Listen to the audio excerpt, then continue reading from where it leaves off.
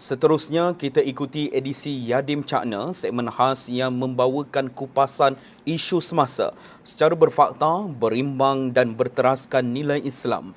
Kita ikuti kupasan isu bersama penyampai buletin edisi Yadim Cakna, Hadijah Musanib.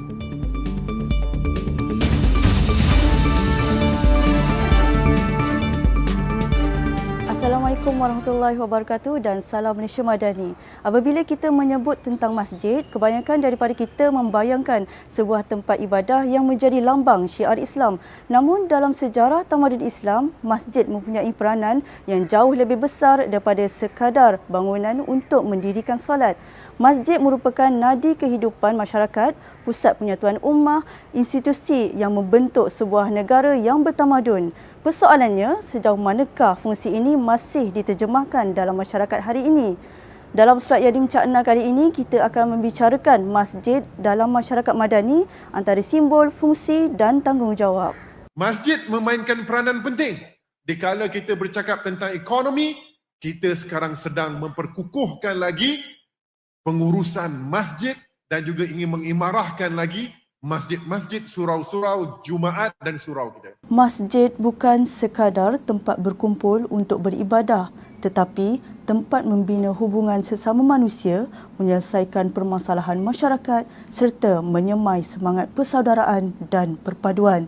Kerajaan juga telah memperkenalkan Standard Penarafan Masjid Malaysia (SPMM) sebagai instrumen penambahbaikan pengurusan masjid. Antara komponen yang dinilai ialah penyediaan kemudahan prasarana mesra warga emas dan OKU, sekaligus mendorong pihak pengurusan masjid mempertingkatkan penyediaan kemudahan yang inklusif, selamat dan mudah diakses oleh semua jemaah dari semasa ke semasa. Justru, institusi masjid hari ini, khususnya di kawasan bandar, perlu terus diperkasakan dengan aktiviti yang lebih inklusif, kreatif dan berimpak. Saya ingin memberikan satu contoh program yang dikendalikan, yang dianjurkan oleh Yadim, Jawi dan Mawib secara bersama dengan Universiti Islam Antarabangsa Malaysia, iaitu program latihan kepimpinan inklusif dan kesaksamaan OKU yang dikenali sebagai Details kepada imam dan nazir seluruh wilayah persekutuan. Usaha ini juga diperkukuhkan melalui pelan tindakan agensi agama bagi OKU Muslim 2024 hingga 2028 yang merangkumi pembangunan modul latihan, SOP ibadah dan garis panduan bagi memperkasa pelaksanaan konsep masjid inklusif di seluruh negara. Dalam kerangka Malaysia Madani, institusi masjid mempunyai tanggungjawab besar untuk melahirkan masyarakat yang berilmu, berakhlak dan saling menghormati serta bersatu padu.